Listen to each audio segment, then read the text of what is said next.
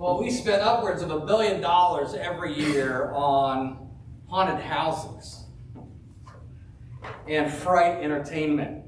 We spend another $1 billion every year on horror movies.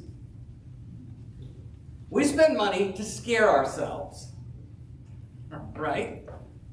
We like the rush of being afraid. The fright stuff sets off feelings of, and they've done scientific research on all this, feelings of exhilaration, there's adrenaline pumping. There are all sorts of things that go on in this moment of fear. And the reason we spend billions of dollars is because these places that do this are successful in making us feel afraid. And they are playing off of things that we really are afraid of. But it's done in a controlled environment.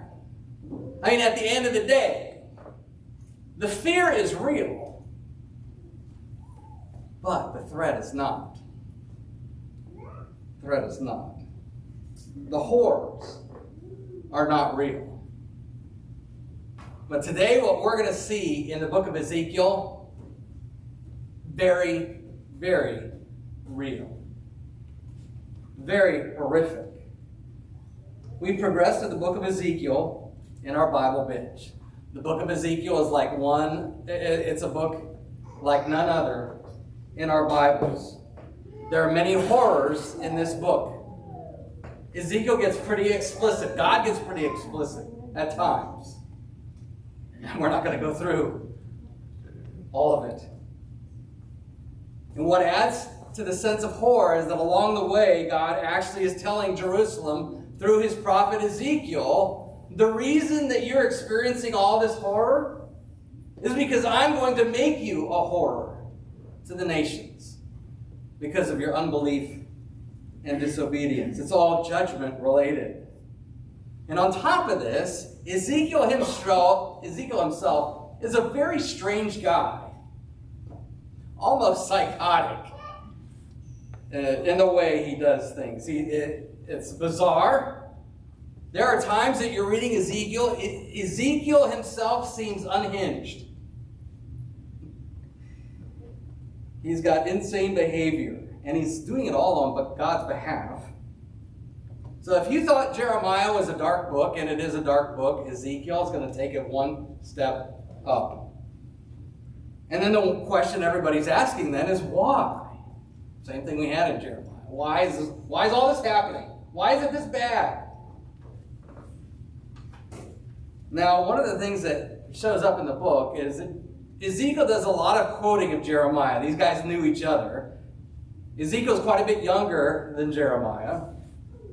Ezekiel ends up, and you got to get a sense of this as you read the book, he actually ends up in Babylon with a lot of the people that were deported.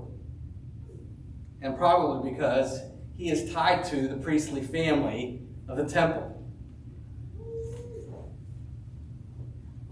But both these guys are answering the question, why is all this happening? What's going on? Why are we here in Babylon? Ezekiel does a lot of, again, this is a scrapbook of the stuff that he said before he left for Babylon and the stuff he has said in Babylon. And the people around him in Babylon are like, why are we here? How has this happened? Now, Jeremiah answers, we saw a little bit of this, he answers with theological explanations. You know, he walks them through their history. Ezekiel's going to do a little bit of that as well. But Ezekiel is a play actor. So I said, his behavior is bizarre. He's going to act out why they're in this mess. He's a play actor. And he's acting out the answers and the judgment of God on Jerusalem.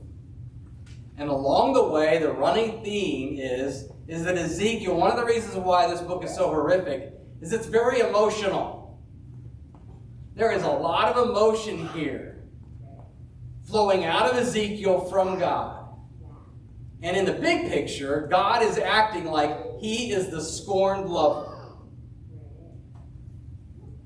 Jeremiah has this too, but Ezekiel just goes way off the top. God accusing Israel of committing adultery. Going running and chasing after other gods. And he had been warning them, you continue to do this, I'm going to act like the scorned lover. And he does. One of the most horrific chapters in all of the Bible, the entire Bible, is Ezekiel 23. And it's virtually R-rated. We are not going to read it this morning. But in Ezekiel 23, God compares Israel to a prostitute who's had many lovers. She's been chasing after many gods. And what's horrific is what he plans to do to Jerusalem because she has been chasing many lovers in unbelief and disobedience. Some of this included child sacrifice, which had been expressly prohibited from the very beginning. This is what God says through Ezekiel in Ezekiel 23, 32 to 35. This is what God says. You're going to be an object of ridicule and scorn, for it holds so much. And I'm skipping stuff here, by the way. Okay? If you want to read it, you can go back and read it later. You're going to be filled with drunkenness and grief, with a cup of devastation and desolation. You will drink it and drain it because you have forgotten me and cast me behind your back. You must bear the consequences of your indecency and promiscuity. You've been cheating. And this is what's going to happen. Again, I've left out a lot of horrific stuff in this chapter, but you get the point. This is what God thinks of Jerusalem's sin. Jerusalem's sins are terrible. But this is what God thinks of all sin. He's painting a picture, and you get a real picture in Ezekiel of when you break the law, when you break a commandment, this is what God thinks of breaking one of the big 10. Especially the first one. Don't have any other gods. We break that all the time. He's painting a picture for us as to what this looks like in God's eyes. But this judgment that happens, and it happens. Ezekiel says this is coming, and then it does happen. Babylon shows up. Babylon levels the city, destroys the homes and businesses, destroys the temple. Nothing's left standing. The people who are left, who don't end up dead, are deported hundreds of miles away to Babylon. But that's not the worst thing to happen to them in this book. In fact, this judgment is not the worst thing that God could do to anyone. There's something else that happens in this book that is the worst. In order to understand this, hundreds of years earlier at Mount Sinai, God threatened to wipe out Israel then. They broke the covenant. He's giving the 10 Commandments to Moses at the top of Mount Sinai, and Moses begins to hear a bunch of rancor, a lot of noise, a lot of pandemonium down the mountain. He's like, we better go check this out. He gets down the mountain, and no sooner as he gets down the mountain, he realizes they're worshiping a golden calf. Israel isn't months old, and they're already disobedient in unbelief. They've already played the role of an adulterer, running after another god. And God says this when it's all over. He tells Moses, okay, go to the I promise you the promised land. Go up to the promised land, flowing with milk and honey. But I'm not going with you, because you're a stiff-necked people. Otherwise, I just might end up destroying you. You go to the promised land, I'm not going. Our presence is not going with you. And then Moses basically says, you know what? If you're not going with us, there's no reason to go. This is what Moses says. If your presence doesn't go, don't make us go.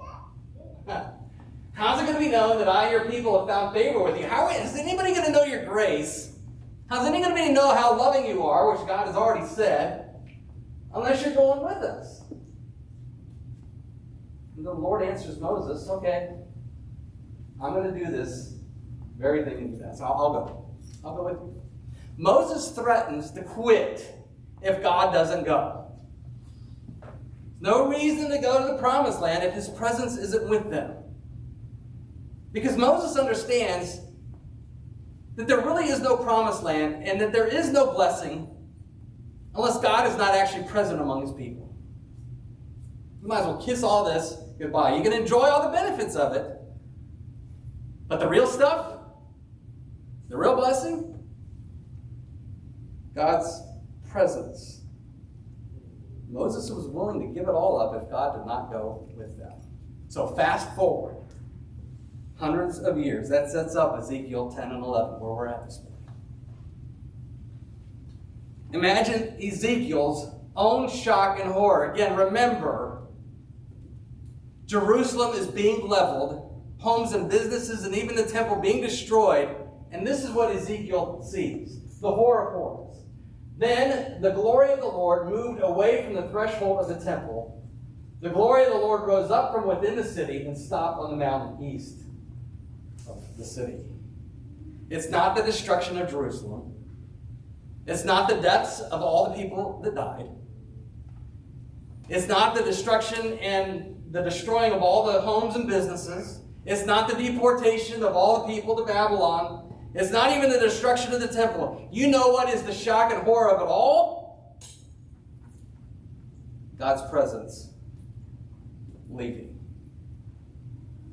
God leaves the temple. And he's not coming back. The worst thing that could happen to Israel, the worst thing that could happen to Jerusalem, the worst thing that could happen to anyone is for God to leave. For God to leave. And Ezekiel watches it. He watches that glory cloud lift up from the temple and make its way out of the temple and then out of the city. That glory cloud, that presence that had been with them as they walked through the Red Sea, that presence that helped drown the Egyptian army, that presence that had been with them at Sinai, this presence that had been with them that helped destroy Jericho, this presence, this glory cloud that gave them the promised land, this glory cloud, this magnificent presence of God that descended on the temple, the brand new temple that Solomon built, that presence is no longer in Jerusalem. The presence that had been with Israel through all of its ups and downs and giving life to the people is gone.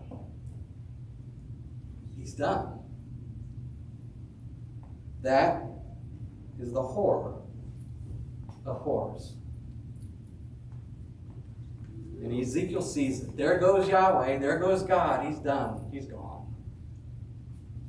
And if you're hearing this in Babylon, you know what this means. There is no hope. There will be no salvation. God is gone and he's not coming back. He's no longer present among the people. And unlike Moses, Ezekiel doesn't try to stop it. He doesn't try to intervene.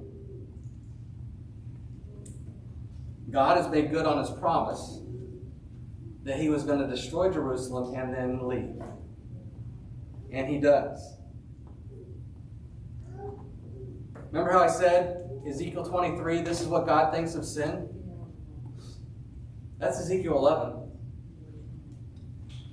God's ultimate judgment for anyone, not just the nation, but for sin itself, is abandonment, is to leave.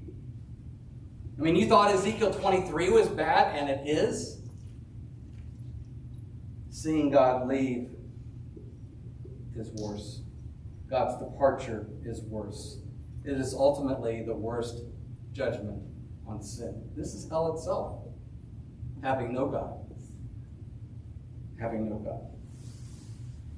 Now, Ezekiel at this point doesn't say how he feels about all this, but a little later on, we find Ezekiel just basically throwing himself at God and saying, how could you? What are we going to do? You're really going to do this?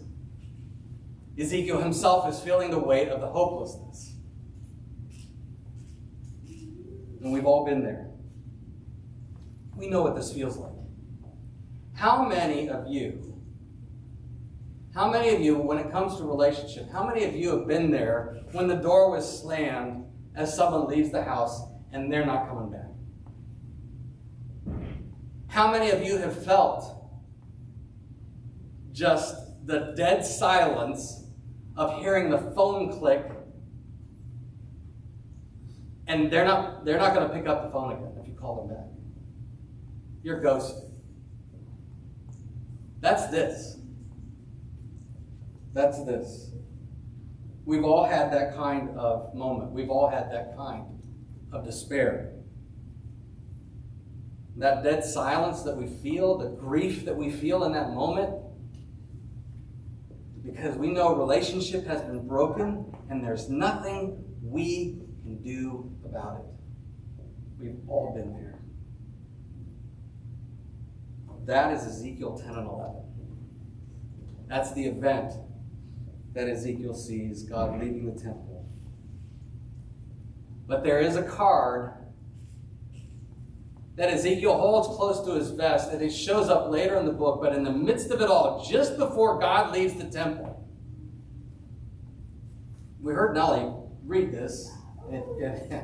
You get to the horrible part, and all of a sudden this goes missing.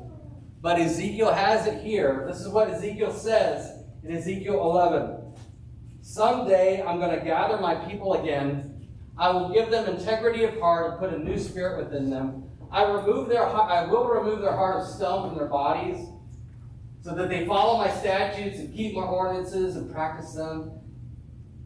And then the covenantal statement that he's made from the very beginning. He made it first to Abraham. He repeated it to Israel at Sinai. He's repeated it to David. He's repeated it over and over again. There's coming a day, yes, I'm leaving, but someday I will be your God, and you will be my people.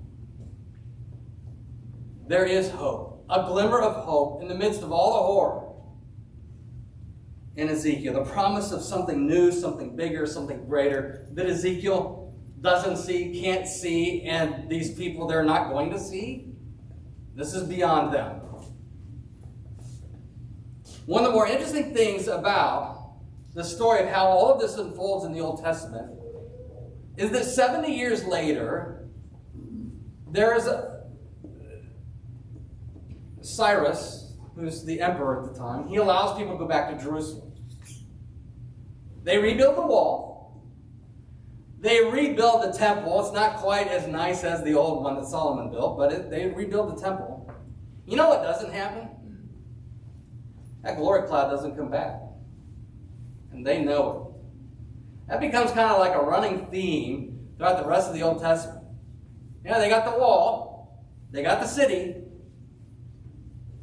Their land's always going to be occupied. That's the other thing going on here. And Israel never does really get their land back.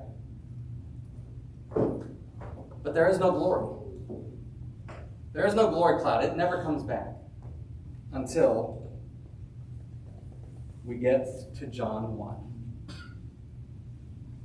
I heard Asa read this morning.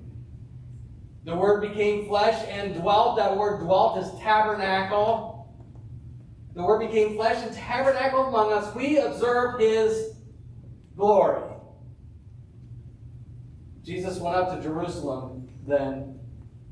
And in the temple, Jesus answered, destroy this temple and I will raise it up in 3 days. The glory returns to Israel. But this time it's not a glory cloud, it's a person. God does come back. He does come back to the temple. He does return, but it's in a person. The Word of God Himself, the Son of God Himself. The very glory of God Himself. You see, all along, this person, he was the one who had been in the glory cloud. He was the one who speaks to Moses out of the burning bush. He's the one in the pillar of fire and the pillar of cloud leading Israel through the Red Sea. He's the one leading them into the promised land, taking Jericho. He's the one giving promises to David. He's the one that gives promises to Solomon in this sense. He's been there the whole time. He's the one who left, that Ezekiel saw leave. And now he's back. And now that he's back, he's never leaving. This is Emmanuel. He's called Emmanuel, God with us. This abandonment, this grief, this sorrow of having a loved one depart, it's never going to happen again. It's only happened twice. Happened there in Ezekiel, and it happened at the cross. To Jesus. My God, why have you forsaken me? He is abandoned so that we would never, ever, ever, ever be abandoned again. We never have to live through what Ezekiel had to see. Ever. Ever. That is his promise to us. Emmanuel is always present for you and for me. The writer of Hebrews says this. Jesus himself has said, I'm never going to leave you. I'm never going to abandon you. That's your promise. What happened to Jerusalem and Ezekiel is never going to happen again. And Jesus makes good on his promise. He makes good on the promise that he made to Ezekiel.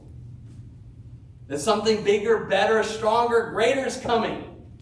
He shows up in the person of Jesus and he makes good on all those promises. And here's why he will never leave us or forsake us. Because the abandonment that we deserve, when Jesus leaves and when that glory cloud leaves in Ezekiel, they deserved it. God promised this is what would happen if you do all this. And they did. You know why it doesn't happen to us? Because Jesus dies the death of that prostitute on the cross. All the stuff is in Ezekiel 23, all the stuff that goes down with Israel, all the destruction, all the horrific stuff lands on Jesus at the cross. All of it. And he does it for you and for me so that we would never be abandoned. So, this is what gives us hope. This is what gives us hope, even in those moments when in our own personal lives we have that door slammed and our loved one is walking away and they're not coming back. And in that grief and in that moment, they may be leaving, but Jesus hasn't. When the phone clicks off and you have that dead silence, they're ghosting you, but Jesus isn't. Jesus doesn't. Jesus is always present for us in those moments. So, as you read Ezekiel this week, as you read Ezekiel over the next couple of weeks, you're going to read a lot of horrific stuff, a lot of shocking stuff. It's unnerving. It's supposed to be. You can't sanitize Jesus.